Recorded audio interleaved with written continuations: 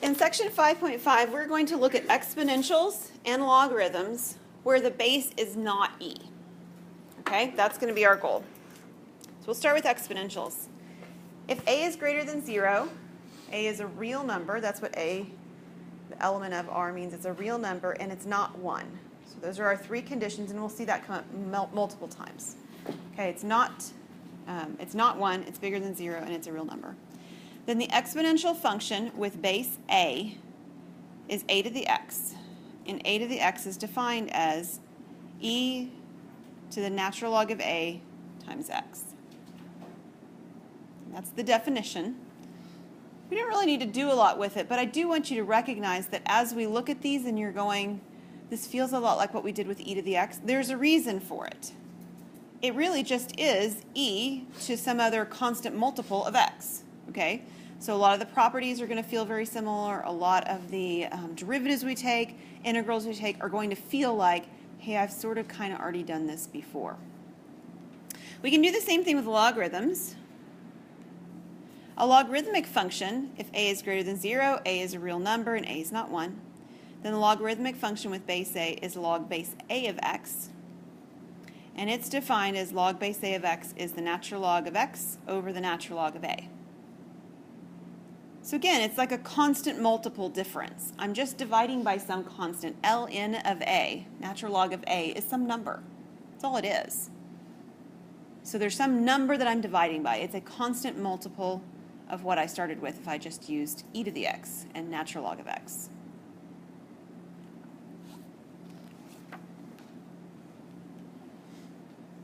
Okay, and so since there's this sort of very strong relationship, the first thing that you should recognize is that logarithmic properties match original natural log properties. So what do I mean by that? Remember our natural log properties that said something like if you have that exponent, you can pull it down as a constant multiplier. If you have the natural log of a times b, you can separate it as the natural log of a plus the natural log of b. You have all those same properties for other logs. There's nothing special about the natural log. And then we have inverse function properties. So if y equals a to the x, y equals a to the x if and only if x equals the log base a of y, and I will draw a little bit in a minute to describe this a little bit better. If you have a raised to the log base a of x, that's is equal to x, much like e to the ln of x is x. And the log base a of a to the x equals x. And we've got some conditions about what x can be. That is, x needs to be something positive in both of those last two cases.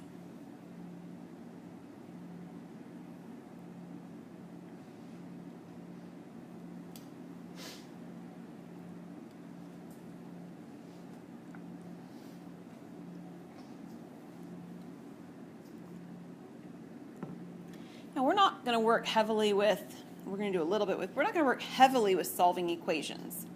It's an algebra topic or pre-calculus topic. But there are times when manipulating what we're given is a helpful step in doing something with calculus, doing derivatives or antiderivatives.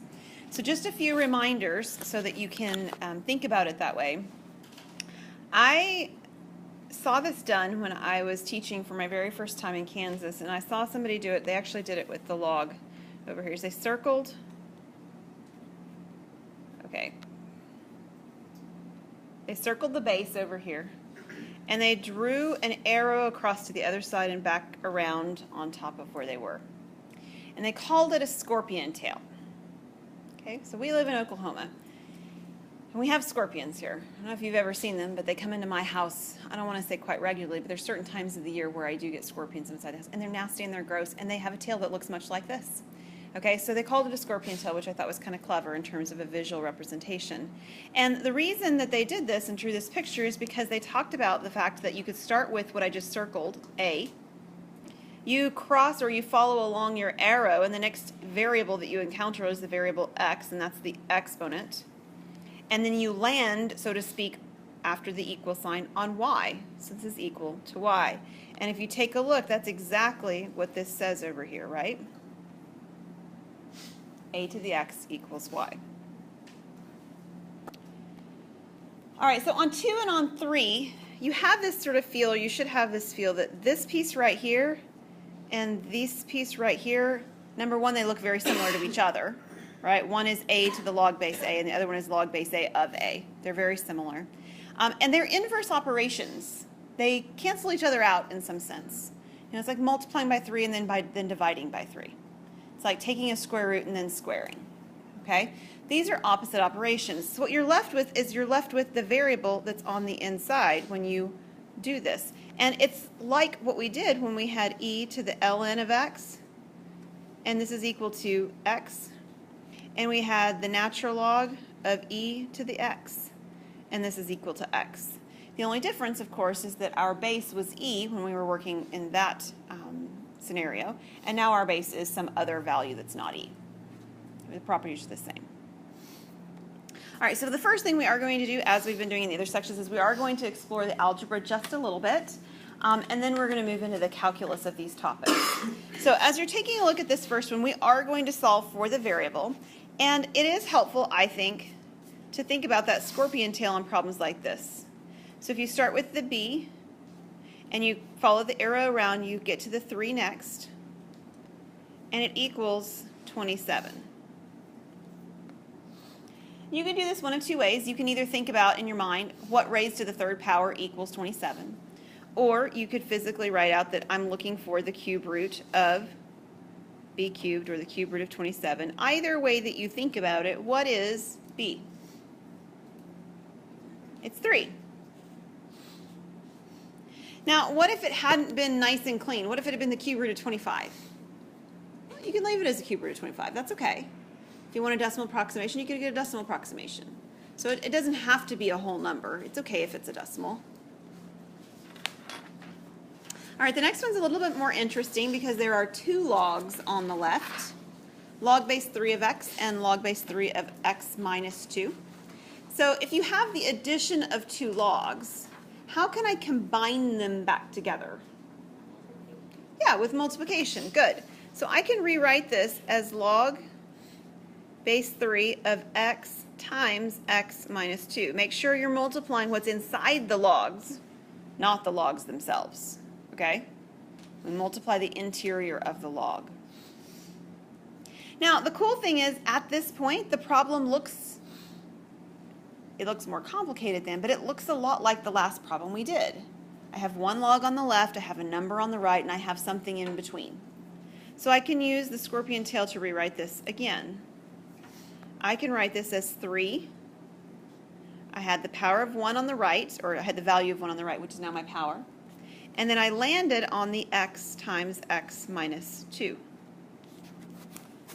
So 3 on the left, and I have x squared minus 2x on the right.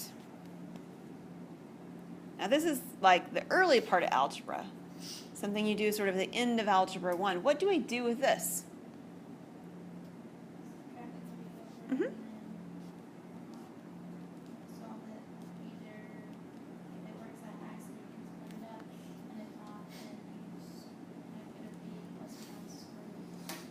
Good. Quadratic formula. And I think when you said splitting up, you're probably referring to factoring. Does that sound right? Okay. So let's try factoring. I think this one will work out fairly nicely. The numbers are pretty small. So when I factor, I've got my x's at the beginning. What are the values that I need at the end to make this work? A -3 and a +1. Right. That'll give me a -3 at the end. It'll give me a -2 in the middle. Everybody good with that? And this is equal to 0, so what values do I get for x from all this work? -1 and 3. Now, there's a catch. The catch is, what does it have to be inside of a log? What's the domain? What did you say, Abby? It has to be between 0 and infinity. Only positive values can be inside of our log function, right? Its domain is only 0 to infinity. So we have to make sure that using the values that we just achieved, the -1 and the 3, that we really are putting values inside of logs. And the easiest place to look for it is the original logs that we were given up here to see if we actually end up getting a positive number inside. So what happens? I can only use the 3, right? The -1 does not work. If I try to put the -1 in, I will have log base 3 of -1, and that's not in the domain of a log function. Correct? So we actually have a name for this. Does anybody remember what you call something where it sort of looks like a solution but it doesn't end up working?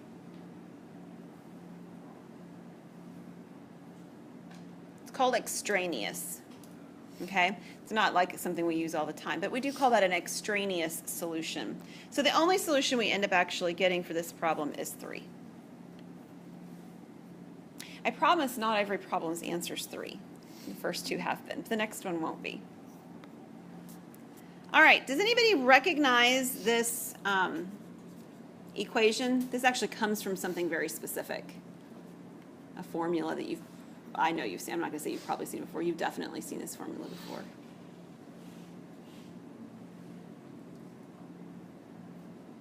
It's compound interest. It's compound interest with an interest rate of 10%. That's the 0.10 that's on the top of the fraction. And it's compounded daily. That's why you have the 365. So that's where it's coming from. So you see applications used with compound interest when you do with logarithms and exponential equations. Our goal on this one is to solve for t. The problem is what? Where's t? It's in the exponent. So we can't just sort of take a radical approach. I mean, like, that is to say we can't use a radical on both sides because the variable's in the radical. We've got to get the variable out of the radical. And there's several things that we could do. My favorite thing to do is to simply take the log, whatever log you like, or the natural log of both sides. Because if I do that, then I can take things that are in the exponents and I can pull them down to the front of the function, right? So how about we use natural log? Are you guys good with that? Understand that there's a log in your calculator as well that just looks like this. Do you know what that log is understood to be? Do you remember? It's log base 10. So if there's not a base written beside a log, it actually means log base 10. It's the common log. I'm going to use ln because I just said I was going to. We can take, and we can actually leave this for the time being because it won't be a nice terminating decimal. So I'm going to just leave it like it is. And I have the 365 t as my exponent. And if I took the natural log on the left, I need to do the natural log on the right. And the whole point in doing that was so that it will allow me to bring this down over here. Okay? So now I have 365 t natural log of 1 plus 0.10 over 365 equals the natural log of 2. Our goal is to solve for t, so what would we do next? Divide by 365. Anything else?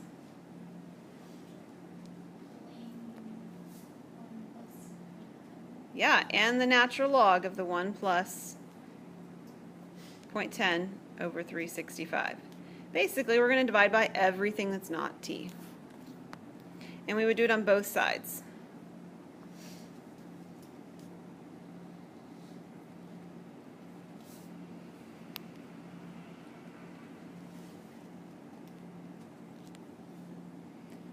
Did I get it all in there? I think I did.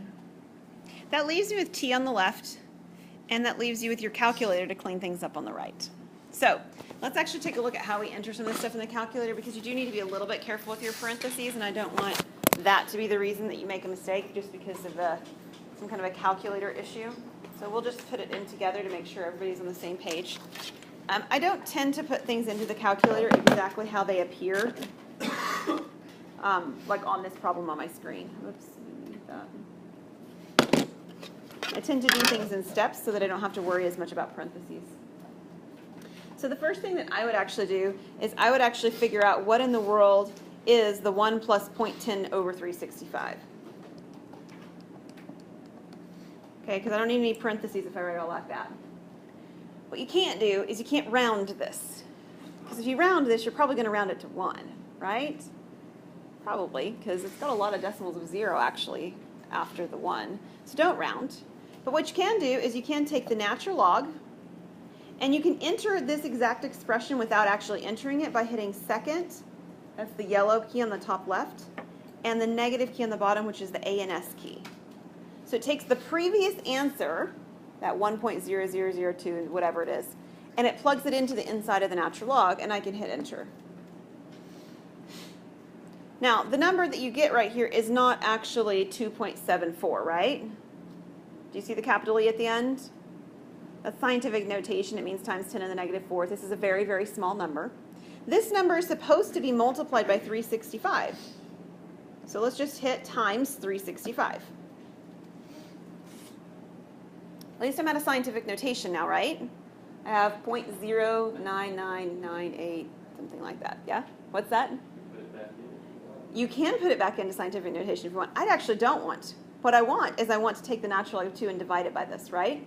So I can take the natural log of 2, like this, and I can hit the division key, and I can do second and the negative key to get the previous answer. Okay? I hit enter, and then I have the value that I was looking for, which should be, and I don't know if it said on this problem, let's just say 2 decimal points, because I don't think it did, and it would be 6.94, sorry, 6.93.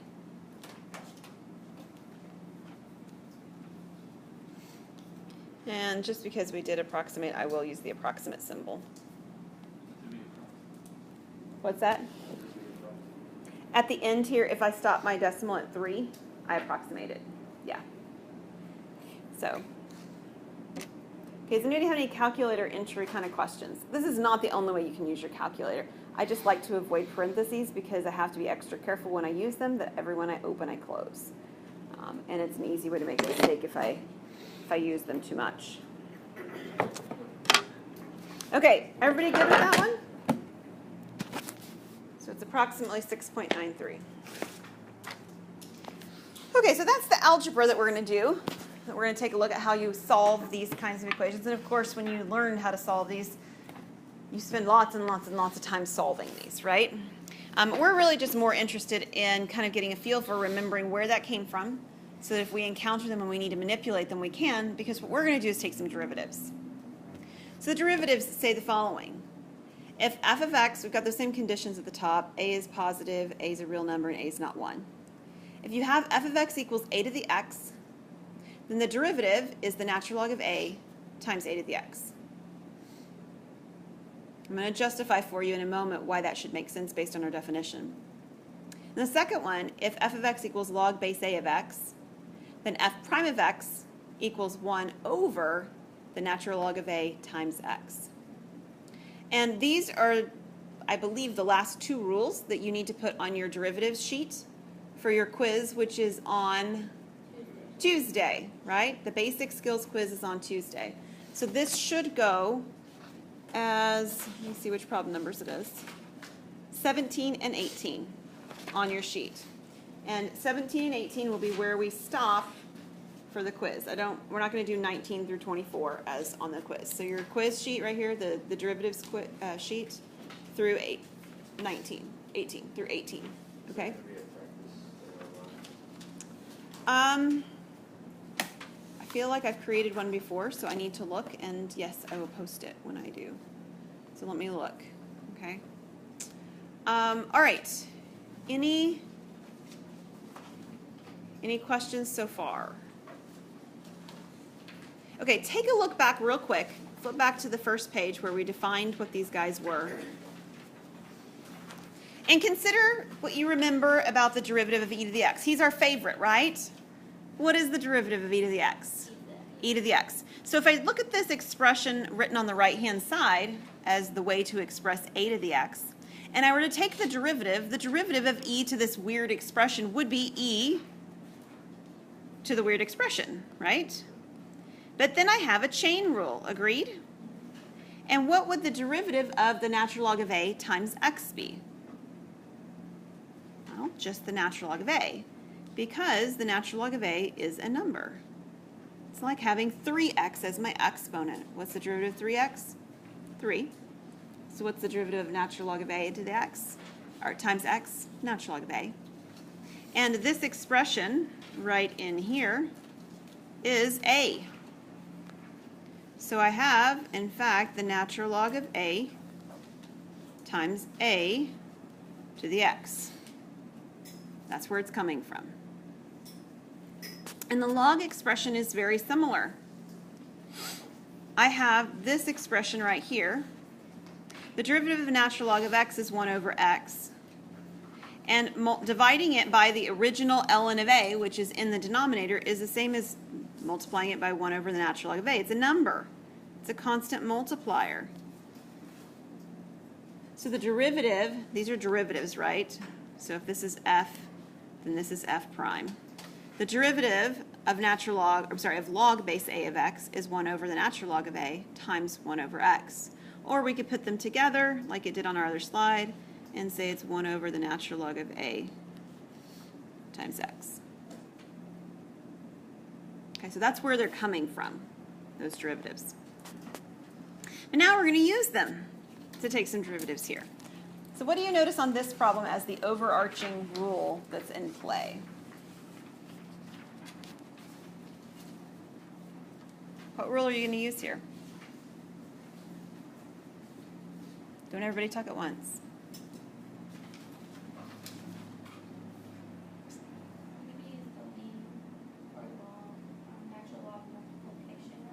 Okay, so we are going to use natural log, and we're also going to use a product rule, right? Because there's multiplication going on here.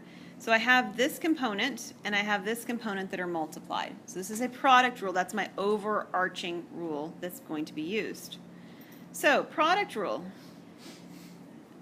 says one of the pieces will remain the same. I usually let it be my first piece.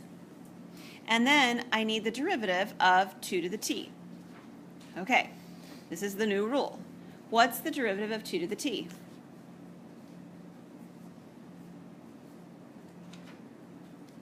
It's back over here, right up here. Y'all are scaring me. What's going on? ln of 2, right?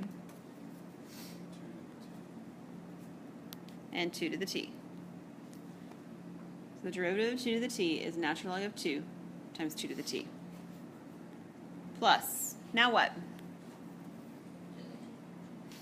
2t, right? Because the derivative of t squared is 2t. And then what?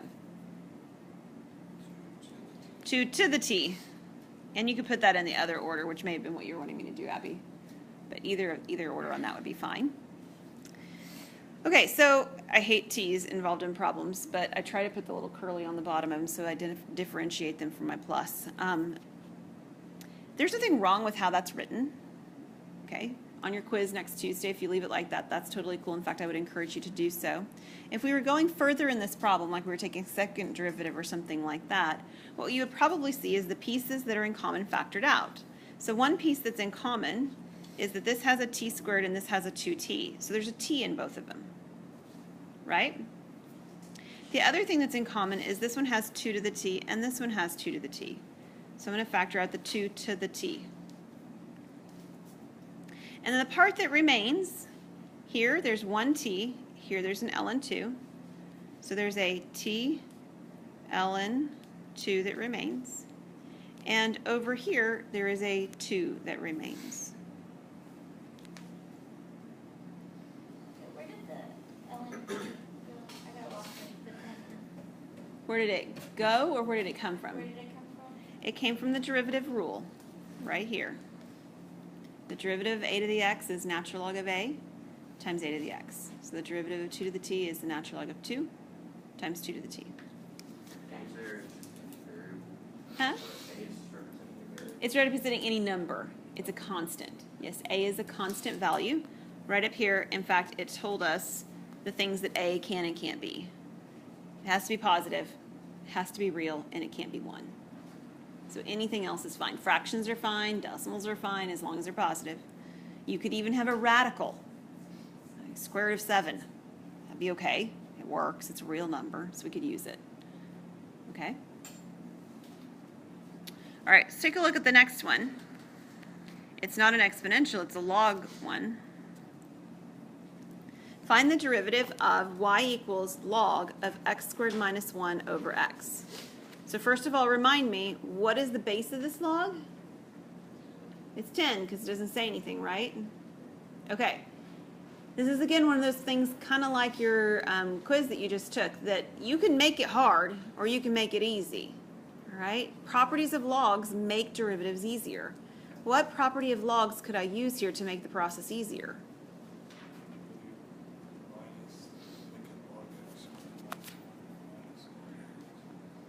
Very good. I can write it as log of x squared minus 1, and then minus the log of x.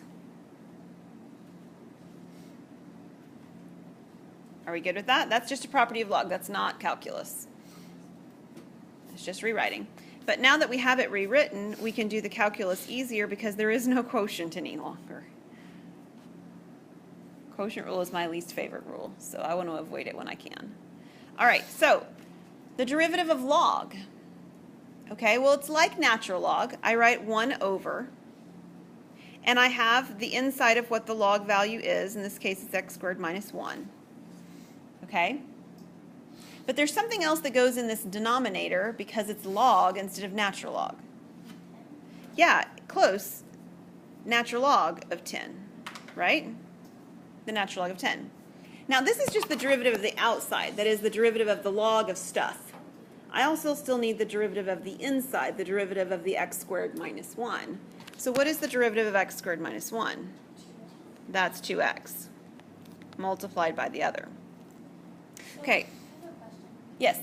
When taking the derivative of the log itself doesn't come down because it becomes the natural log of the 10. It doesn't come down because that's not the derivative of it, right? So it's like, where does the cube go when you have x cubed? Well, when I take the derivative of x cubed, the 3, part of the property itself says the 3 becomes the coefficient.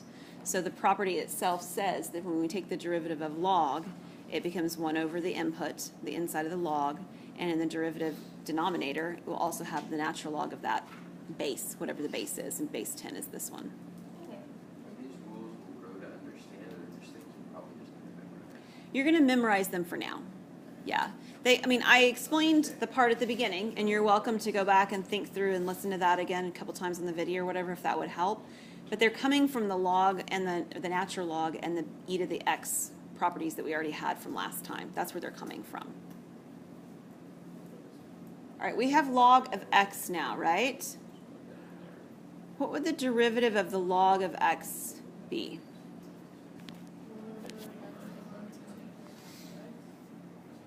One over the natural log of 10. Can you finish it? What did you say, Kay?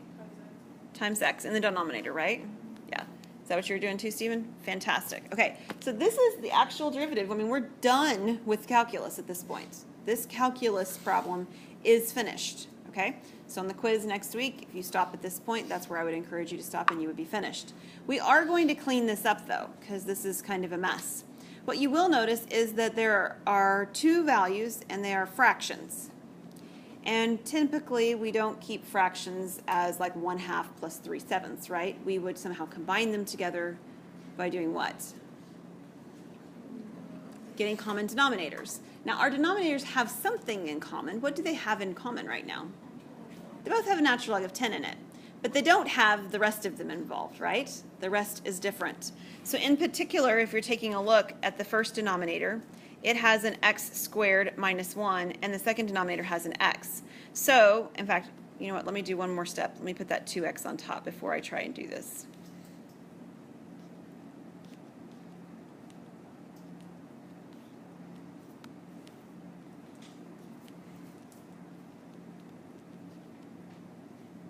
Okay, so the first equation, I'm sorry, not equation, the first fraction needs to be multiplied by x over x. And then the second fraction needs to be multiplied by x squared minus 1. Everybody good? Over x squared minus 1.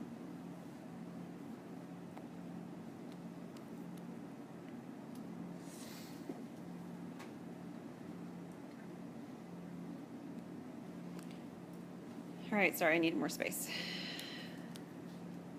Okay, so the first numerator becomes 2x squared. And then the denominator has the x in it now, so I've got the natural log of 10. I've got x squared minus 1, and I have x.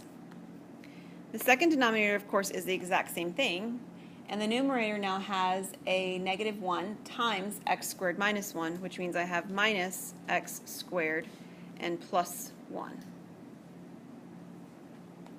I can combine a little bit on top. What do I get? Yep, this piece right here gives me x squared.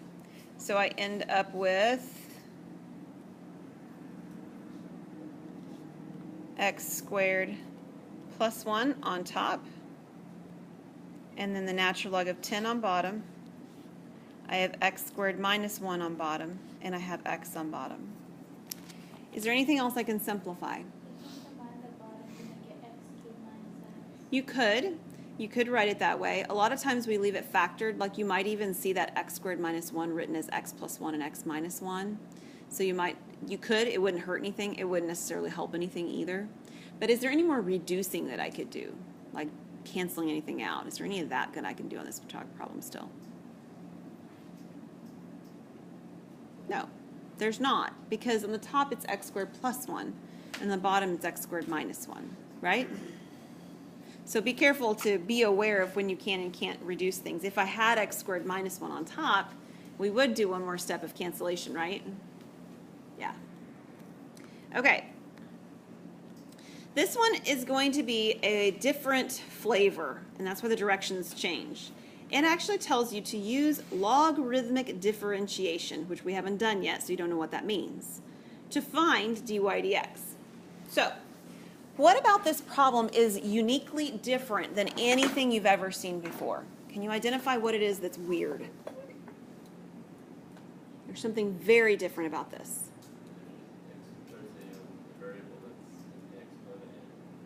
You got it, Nate. There is a variable in the exponent, and there is a variable in the base. Up till now, we've only had a variable in one location or the other. And in fact, all of our rules require that we have it in only one location or the other. We don't have any way to deal with it when there's a variable in both locations. But we do have logarithmic differentiation, which is fantastic at being able to work with this. So what is logarithmic differentiation? Well, logarithmic differentiation means that we're going to take the log of both sides. That's where we're going to start. So I have natural log or whatever log you want. I like using natural log just because it'll be easier later to do my derivatives. Natural log on the left, natural log on the right. Why would taking the natural log be something that would be sort of friendly in this case? Yes. Then I will no longer have an exponent with a variable in it. Now, I do have something weird. I have not just y on the left. We'll have to deal with that too. But at least I don't have an exponent with a variable in it any longer. Okay, so far so good? Okay, this is the goal. Our goal is to get the exponent to not have a variable. So now we can actually take the derivative. But when we take the derivative of the left, it's not just going to be dy dx or y prime. I actually have to take the derivative of the left. Do you remember implicit differentiation from Calc 1? That's what we're doing. Because I have a variable on the left, that actually has something operating on it, the natural log. So, what's the derivative of the natural log of y? Very good. It's 1 over y, and then because it's y, I need to put in the dy dx. Now, that's really the only part of this that makes any difference in what we've done before. Okay? I have to do the left-hand side where there's a implicit differentiation involved. The right-hand side I could have done already. I mean, I did basically in some previous problems. This actually has a product in it again, right?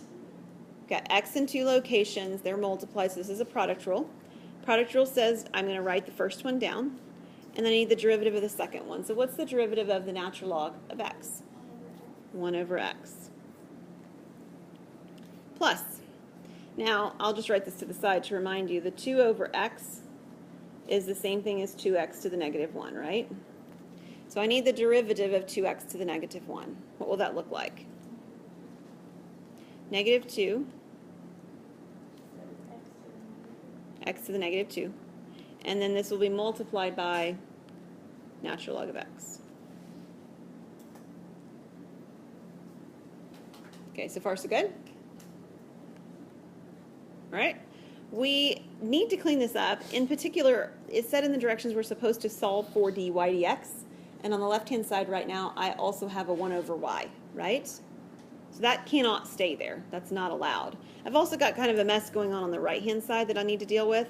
So which do you want to deal with first? Do you want to move the 1 over y first, or do you want to deal with the mess on the right first? Which one do you want to do, Nate? Let's do the mess on the right. The mess on the right? Only with the y, let's make the mess on the right. Okay, we'll do the mess on the right first. So it's really not so bad. It's 2 over x squared minus, and then this would be 2 natural log of x over x squared. Does everybody agree with that? Fabulous. Okay, so what do you think we're going to have to do with the y, 1 over y, on the left now? Yeah, we're going to multiply by it.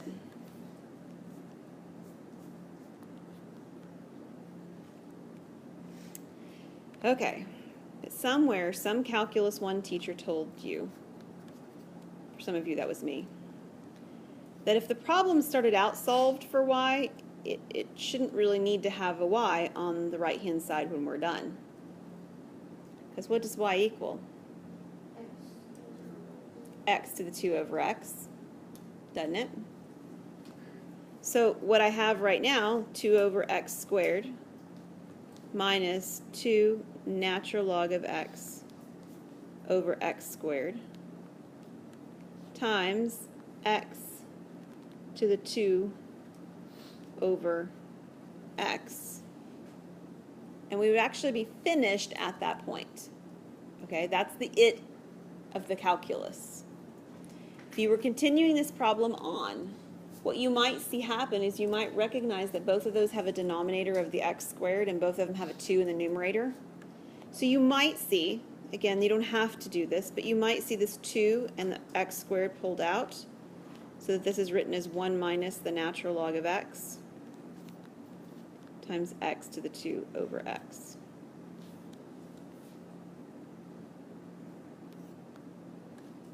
Just factored out the pieces they have in common.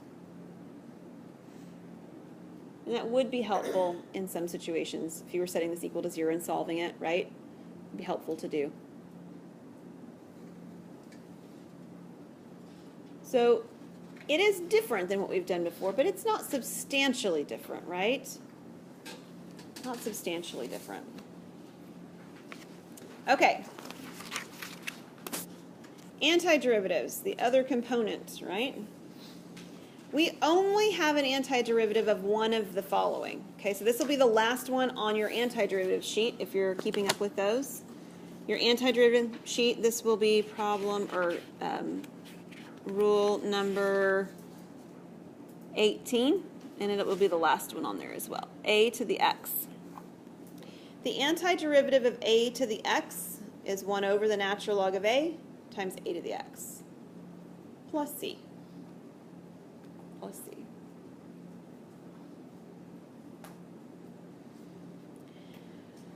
That shouldn't be any surprise. Remember, derivatives and antiderivatives just do the opposite of each other. When I took the derivative of a to the x, it's a to the x times natural log of a.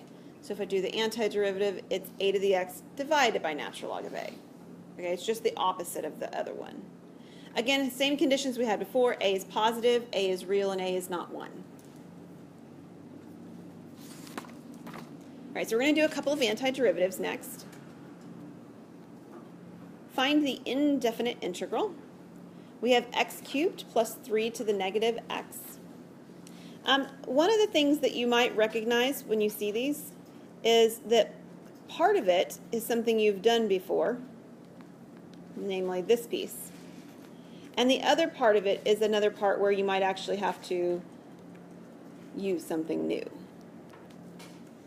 So we can do them in 2 separate pieces. The left-hand one, or the left one, x cubed. What's the antiderivative of x cubed? That's derivative. All right, so 1/4 x to the 4th or x to the 4th over 4, either way.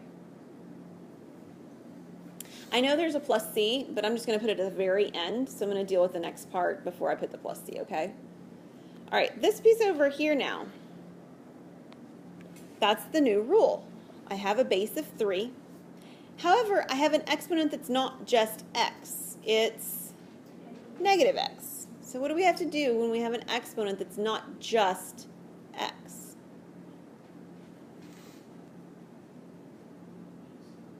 Use substitution, right? This is almost like being at church on Sunday morning and you know the answer is probably Jesus, right? Because it's the answer a lot of the time. Use substitution is almost always the answer when we're working on this one, isn't it? Because it's the only tool you really have right now. So u is the exponent negative x.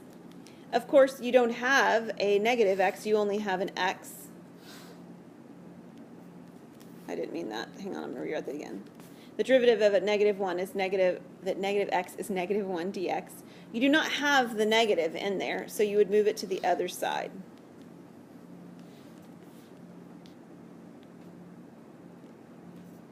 So this problem can be changed to be a minus sign in front. It's the integral of 3 to the u du. And I know notationally this is kind of messy because I've got part of the answer already, the left-hand side, and it's in x's, and the part of the answer on the right-hand side is actually in u's, and we want to be a little bit careful about that, but we do need now, and we will get something turned back into x's before we're done. So what's the antiderivative of 3 to the u?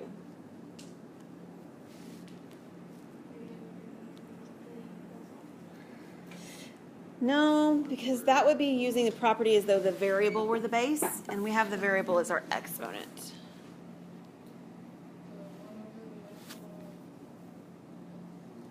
Natural log of, what is it, Kay?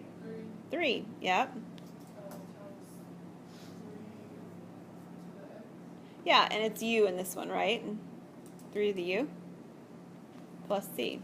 So we're using this property right here, the one we just identified. When we have the antiderivative of a to the x, it's 1 over the natural log of a times a to the x. So 1 over the natural log of 3 times 3 to the u. But u, of course, is not just u. It should be negative x.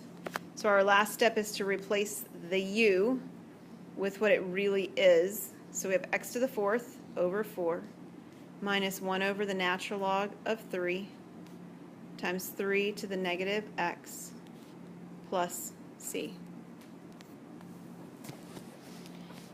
And there really isn't a lot we can do to make this any better. You could find a common denominator, but these denominators are very, very different, first of all. You could write the 3 to the x as the numerator of the ln of 3. You could do that.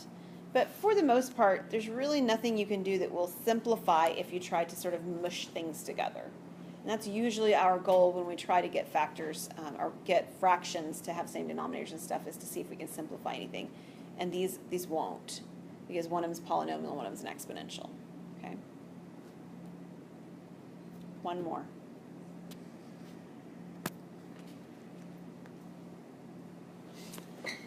Find the indefinite integral 3 minus x times 7 raised to the 3 minus x squared dx. Tell me something you notice on this one.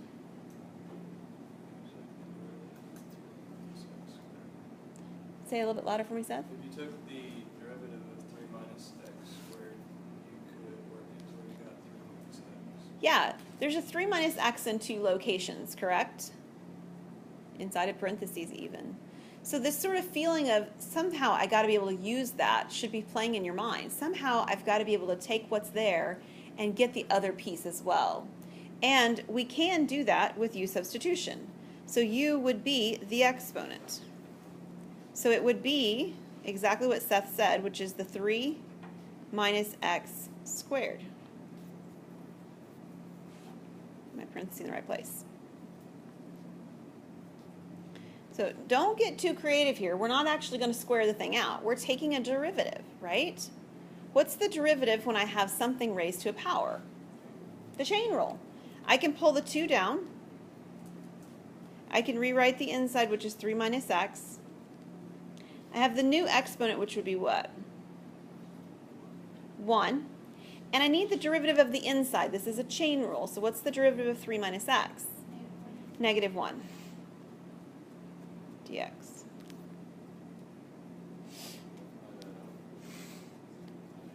So this is the piece that I don't want to deal with, right? Because it's part of my equation to start with. It's part of this, right?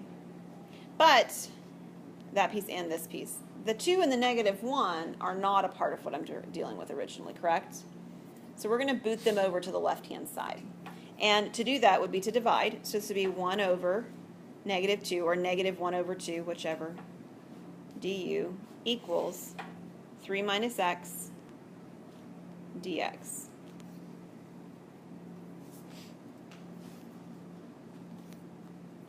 Okay, so this piece and this piece that are highlighted in through that pink color are replaced with du and the -1/2 at front. On the inside, what do I need?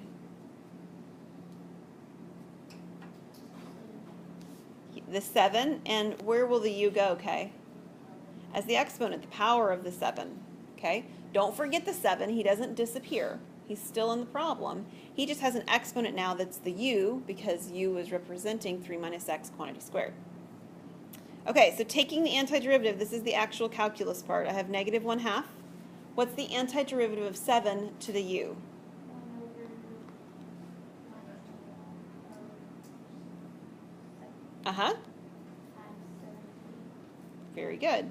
And then? Plus c. Don't forget the plus c's. I can certainly at least combine those two fractions together because they're multiplied anyway. So I could write this as -1 over 2ln7. That's fine. 7 to what power? 3 minus x squared. And plus my c. This is about as clean and simple as it gets. There is one more thing that you might see somebody do. They might change the 2ln7 to something else. Does anybody know what the 2ln7 could be written as an equivalent value? Yeah, you could take the 2, it's in front, and square the 7. So you could see that written as the natural log of 49. Is everybody good with that? I don't care that you do that. I just want you to recognize that if you were checking somebody's book or something like that, that's not a different answer. It's just a different way of expressing the same thing. So you wouldn't want to put the 7 to... You would. I was just rewriting the part that was different. So it would still have this piece with it. Above the fraction, so above the 2ln7. Say again. So could you put the 7 to the 3x squared over... Oh, sure. You could. Write this as the exponent, or as the top of it. You could. Whoops.